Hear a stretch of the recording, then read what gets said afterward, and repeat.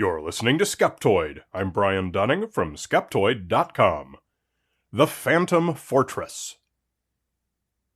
World War II was, among many other things, the source of some of the world's greatest stories. But among these tales of adventure, heroism, sacrifice, and terror are a few other types of stories that slipped through the cracks, including ghost stories. One of these concerned a famous bomber, a B-17 Flying Fortress, said to have returned from a mission over Germany, navigated back to Britain with its squadron, and then executed a perfect landing. Now, there's nothing unusual about that, but when ground crews observed nobody getting out of the plane, they went to check on it themselves and found it empty. The B-17 had apparently flown its mission without an aircrew. Books of ghostly tales now tell the story of the Phantom Fortress, and today we're going to turn our skeptical eye upon it, and we will find out how much of the Phantom Fortress's tale is fact, and how much of it is fiction. Normally in a Skeptoid episode, here's where I'd tell the story as we hear it today. That's a bit difficult, because there are multiple versions of the story floating around. In some, the Phantom plane lands in Belgium. In others, it lands in Britain. In some, the crew all parachute safely. In others, they land behind German lines. We even have versions where meals are found half-eaten aboard the landed aircraft, recalling echoes of the Mary Celeste. I found one apparent nexus that ties the various versions of the story together, and it's found in Martin Caden's 1991 book, Ghosts of the Air, True Stories of Aerial Hauntings. Not an encouraging title when you're trying to dig for historical fact. Most of his chapter on this story is quoted from a letter he received in the 1980s from a man named John Gell, who had been a boy during World War II. On perhaps the most memorable day of the war for him, he and his family had been outside their home in Risley, a small hamlet in North Bedfordshire, England, watching the familiar sight of American B-17 bombers returning from the day's mission over Germany. One bomber, however, its engines stuttering uncertainly, dropped low and headed right for them. Moments later, it crashed into the trees in their backyard. Gell's father sprang into action, searching the wreckage for injured crew members. To the family's astonishment, there had been nobody aboard at all. Gell wrote, "This B-17 had been with the 303rd Bomb Group, and then we confirmed that the entire crew had bailed out over Belgium. Yet this fortress, now entirely unmanned, had flown in formation with the other B-17s, turning and whatever was necessary to descend and turn, directly back to its home field before crashing in our backyard. The pilots with whom I have discussed this at first flatly refused to believe it, but the factuality of it all became ever more evident when we found out that not only had the entire crew bailed out, but they had all escaped from German-occupied territory and 10 days later were back in the air again aboard another B-17.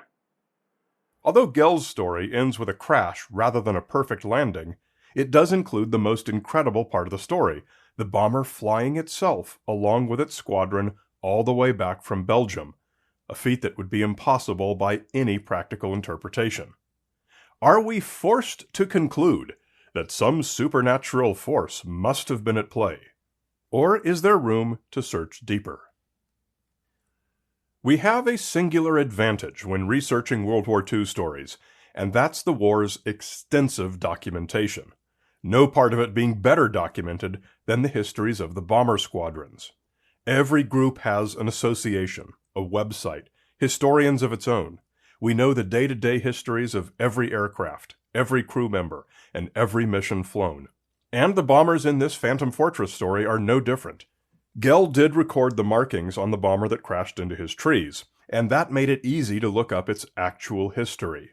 It was B-17F, serial number 42-5482, named the Cat-O-9 Tails, attached to the 359th Bombardment Squadron of the 303rd Bombardment Group, known as the Hells Angels, and recorded as suffering flak damage over Germany on October 14, 1943, and finally crashing all the way back home in Risley. Squadron records even include the detail that it crashed into trees and broke apart and was declared salvage, meaning destroyed beyond economic repair. So far as its crew having bailed out over Belgium, that's another story. In fact, searching for such an event, I found that it's literally another story. The most popular tale of a B-17 crew bailing out over Belgium turns out to have happened to a different plane, a story that took place over a year later, but that had an ending much more in line with our ghost story. On November 21st, 1944, often wrongly given as November 23rd, a British anti-aircraft crew behind Allied lines in Belgium spotted a bomber, its engines sputtering, coming in to land in a nearby field. It landed almost perfectly, but dragged a wingtip and spun around, a type of less than ideal landing called a ground loop, suffering minor damage in the process. British Major John Crisp, fearful that it might be some kind of German booby trap, carefully climbed aboard even as its engines were still running. He found it absolutely deserted, and shut the engines off himself. This one was a B-17G, serial number 43-38545, attached to the 401st Bombardment Squadron of the 91st Bombardment Group, a famous group dubbed the Ragged Irregulars. So it appears that we end up with two similar but distinct stories. Different years, different planes, different countries, but that appear to have woven themselves together into one, once we leave the authoritative historical texts and move into the realm of mass-market publications. That nexus, published in Caden's Ghost Story book, appears to be the key. When John Gell wrote his letter to Caden with his account of the uncrewed plane flying from Belgium to England, some 40 years had passed. The story of the plane that ground-looped in Belgium had been printed in the Stars and Stripes newspaper, and from there had been syndicated throughout the Allied countries. It had become a reasonably well-known legend, variously dubbed the Ghost Ship or the Phantom Fort by the press. 40 years later, it is entirely reasonable for Gell to assume the famous plane that crashed with no one on board was the very one that had actually happened right before his eyes when he'd been a boy. And just to be clear, the crash at the Gell home is an absolute historical fact, as it's where the Americans had come to retrieve the wreckage, 170 High Street in Risley. Gell made nothing up, but he does appear to have understandably and accidentally conflated these two events, and thus intertwined the beginning of one aircraft's story, grafted onto the end of the other one's, was a ghost story so good that Caden could not help but include it in his 1991 book. The plane that crashed into the Gell's yard had just participated in a bombing raid which became known as Black Thursday, both for the number of crews lost to enemy action and for those lost due to bad weather over the bases in Britain. The B-17F Cat-O-Nine Tails, captained by 21-year-old Second Lieutenant Ambrose G. Grant, was substantially but not fatally damaged by German flak, and Grant was able to fly it all the way back across the Channel to their base at Molesworth, along with the rest of the squadron. However, his instruments had all been destroyed, and he was unable to find Molesworth's lights in the dense fog, and they were critically low on fuel. Grant ascended to 7,500 feet, and all 10 crew members bailed out. And when the plane crashed into the Gell's trees at 6:40 p.m., all 10 men landed safely about 4 miles away. It was, in fact, an all-too-common event in those days. No ghosts needed to explain it. Ironically, a mere 3 weeks later, Grant and his crew were shot down over Germany and spent the rest of the war in a Luftwaffe POW camp. A year later, and 250 miles away, 28-year-old First Lieutenant Harold R. DeBolt was in command of a B-17G that was almost brand new, having flown only 2 previous missions, and had not yet been given a name. This was its first flight with this squadron, having just been transferred from the 324th. But being new did not protect it from the German anti-aircraft artillery. DeBolt had been unable to complete his bomb run over Merseburg, Germany, due to damaged bomb bay doors and a massive explosion of flak right beneath them. With 2 engines out and a severe vibration threatening to destroy the airframe, DeBolt soon realized it would be impossible to make it back to Britain, and instead headed for the Allied lines in Belgium. they managed to still have a safe altitude of 2,000 feet by the time they crossed into friendly territory, and all 9 crewmen parachuted to safety and were soon rescued by British troops. DeBolt had left the fatally wounded B-17 on autopilot, as was the standard procedure when leaving the controls in order to bail out. The autopilot kept it on the straight and level as it continued to descend, and it then made its rough landing in the field where Major Crisp found it. The uncrewed landing was pretty neat, but it was hardly bizarre or inexplicable. Take a piece from Grant's story and another from DeBolt's, connect them together, and fabricate a new story that tells of a miraculous and unexplainable sensation.